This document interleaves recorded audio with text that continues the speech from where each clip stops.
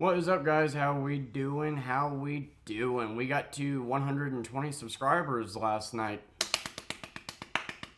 Thank you. I appreciate all of you. The Righteous Gemstone review kind of popped off. I kind of figured it would because none of the big movie reviewers on YouTube are talking about it or even have it on their radar. But the Righteous Gemstones, Vice Principals, and Eastbound and Down definitely have their audience. So anyway, thank you for the support on that video. I appreciate you and all the support this week. And I am so sorry that I called Lori Jody throughout the entire video and did not realize it. Today I thought I would review the new headset I got. Now, keep in mind, alright, I am not a professional gamer. I am not that technology fluent. I haven't owned that many headsets, so this is just my experience with the headset, my thoughts as a casual user. Take what I say with a grain of salt. And yeah, the first headset I ever got was in middle school on the Xbox 360. It was an LED $25 headset, and it was a piece of shit. The couple years ago, I got the base model headset for Xbox, just the Microsoft version, the $100 Xbox headphones, and then the ones you see hanging up back there are the PlayStation ones. And so that had been the best headset I had gotten up to this point, so I was impressed with it, comparatively to my cheap $25 LED headset.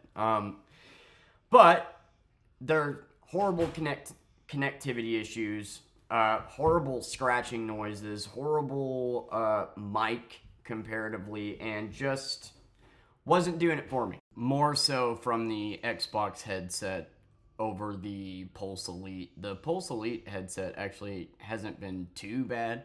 So I decided to go to Best Buy yesterday since I had a shit ton of money available on credit, and decided I would go a step above the base $100 Xbox headphones, but didn't want to, go too expensive. I really just wanted a better mic. And then I was looking at the Turtle Beach 3rd Gen 700, and it was $200, and that's what I was thinking. And then I saw the A50X from Logitech, and it not only said that on Xbox it comes with Dolby Atmos and has a better microphone and whatnot, but it said, that it enhances the TV and the visuals and whatnot. So, to me, and it works on PlayStation, Xbox, and PC. So, to me, it was like, alright, does it justify the $200 price jump? Because I'm just looking for a better overall mic experience and a better experience for streaming. And so I know Turtle Beach would do that. So the question is, because the price tag on the A50X is $400, and you have to buy an HDMI cord. Depending on how many you have, you might need to buy a few. So could put you at $500. And so I have streamed on both platforms and used it for probably about 10 hours now. And honestly, let's start with the sound. Sound quality is amazing. I've never heard Dolby Atmos before. It is awesome. It is definitely one hell of a difference. Sound alone, awesome. I don't think the sound alone is worth that $200 jump. No. However, the mic is amazing. It is crisp, it is clear, it sounds professional. Not to mention, you can do a better job of adjusting the volume of the game with the volume of the mic. And so you get that perfect mix of being able to hear yourself. Unlike Xbox or the PlayStation, where it just had the one setting, and sometimes the game was too loud and you couldn't hear me, or sometimes the other way around. Now, you can adjust these settings in-game, but it's nice to be able to just do that with the headset. And so it just sounds so much better. The mic sounds better, and yeah, the headset just sounds phenomenal. Now, comfortability. As far as comfortability goes, I think these are awesome. They're lightweight. Instead of being leather, they're like cotton and polyester mix, I think, and they just feel super comfortable, super lightweight. I like you can leave these on for hours and they don't hurt your head or anything. They're also more flexible, like you can move the earmuffs around a little bit more. They don't seem super durable. I'm not gonna do a durable test or anything, but you know, just gotta take good care of them. And when you adjust the, length to fit your head, there's actually measurements on the bars to have them evenly adjusted, which I thought was a pretty neat feature. But the most impressive part to me is that it literally enhances the visuals. And I didn't realize headsets could do that. That's what I mean by I'm just not, fluent in this stuff. So you have two different ways you can use it. You can Bluetooth it to all your devices, or it comes with a magnetic charging base. And this base has 3 different HDMI ports and, well, I guess 2 different HDMI ins and 1 out.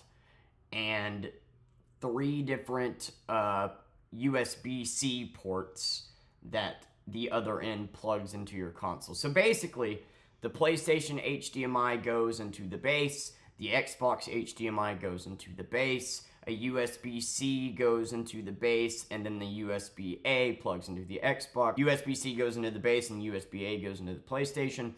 And then, same with the PC.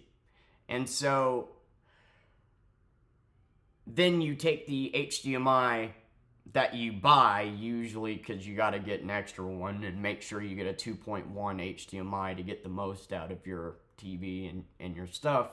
And then you plug that into it and plug that into your TV. So not only does it put the PlayStation and Xbox on the same input, which is kind of cool, so you're not using up 2 slots, but I'll be damned, it actually does enhance how the TV looks. Now, keep in mind, I'm not using it on a monitor, I'm not using it on PC, so I have not been able to use it on PC, but I would imagine it would do the same there.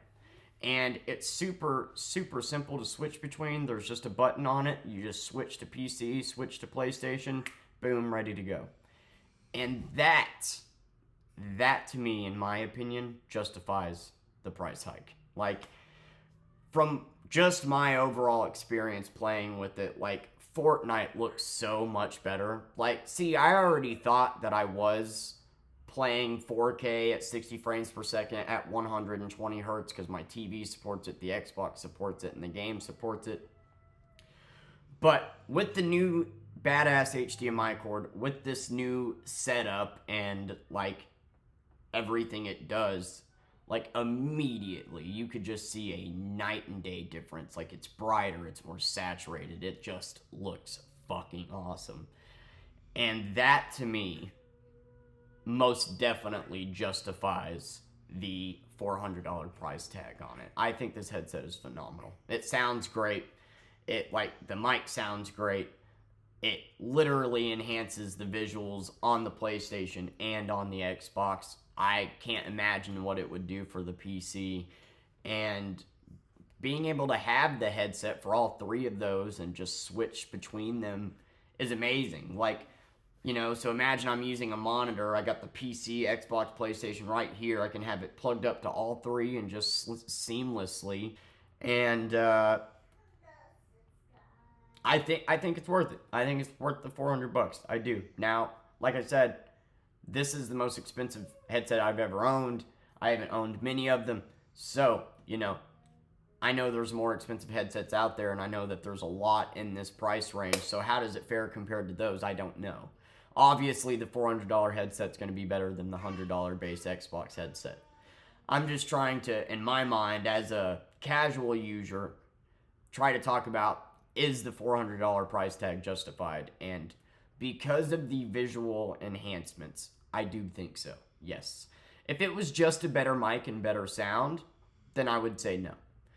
I would say go with the middle of the road. If you're just looking to have a better sound experience and a better mic, a $200 Turtle Beach headset or Razer or whatever should work for you.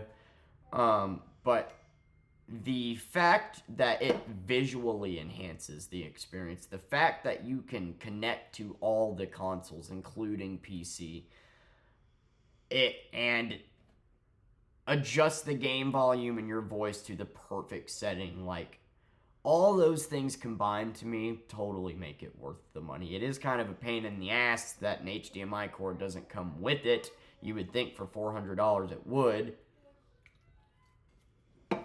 But the stand, the magnetic charging port, super simple, easy to use. Since I have a Sony TV and have a PlayStation, all I have to do is turn the headphones on and it turns the PlayStation on. And, like, we'll turn the TV on. Like, it's pretty cool. But where I noticed the biggest difference is Xbox. Now, it says it's got that Xbox sticker on it. You can also get the same headset with the PS sticker. So, I'm more impressed with it on the Xbox side, and I'm guessing that's why, is because now I have Dolby Atmos, and you got 3D surround on PlayStation, but PlayStation was already, it is enhanced visually, but PlayStation was already running pretty seamless with my setup, and so where it definitely improved the most was on Xbox, visually, sound-wise, mic-wise. I mean, it's fucking awesome. There's also a 2-week return policy if you get it from Best Buy, so if you're not happy with it, you can take it back. So I guess it just depends on what you're after. If you're just looking to improve the quality of your mic and you want it to sound a little bit better, I would go with the $200 Turtle Beach. But if you were looking to get that competitive edge, that enhanced visuals, better mic, and be able to seamlessly have a headset for all three of your devices, I think it's worth the price tag. I really do. I thought I was going to make a review and go, yeah, I like it, but it's not worth $400. But the enhanced visuals is really what got me.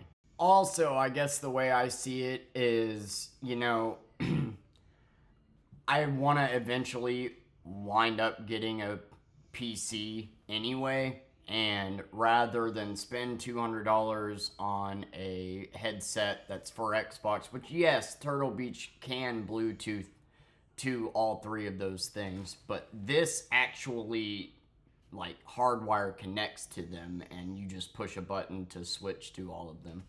So instead of buying a headset for Xbox for now and then buying another one whenever I eventually get a PC, now I have one for PC whenever I eventually do get a computer. And so yeah, I think it's worth the money. I think it's a damn good headset. And if you were on the fence about getting one, maybe this sways you a little bit. But like I said, take what I say with a grain of salt. I haven't messed around with a bunch of expensive headsets before. So if you're specifically looking for a top dollar headset, where this fares compared to others, I don't really know, but it's definitely a kick-ass headset. I'm having a lot of fun with it. I'm a lot more excited to play on Xbox now, and as a streamer, I think the people that have been coming to stream have liked it more.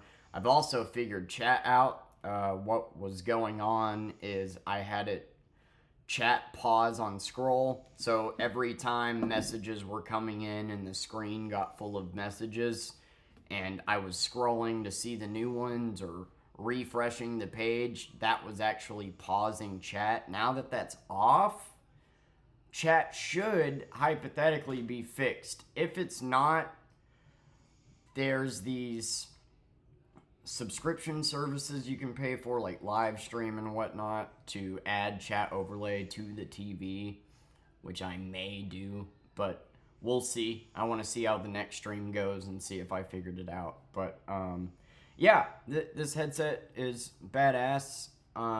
There's actually a 14-day return policy on it if you're not sure, from Best Buy. And yeah, I think give it a try. If you're, you know, streaming and you're looking to just enhance your overall experience, I think this is a damn good headset. If you're just wanting a better mic, a little bit more impressive sound, I would stick with the $200 middle of the road, you know. But I'm glad I got this thing, and yeah, thanks for coming to my review on electronics when I have little knowledge on electronics. I appreciate you. Love you guys. Bye.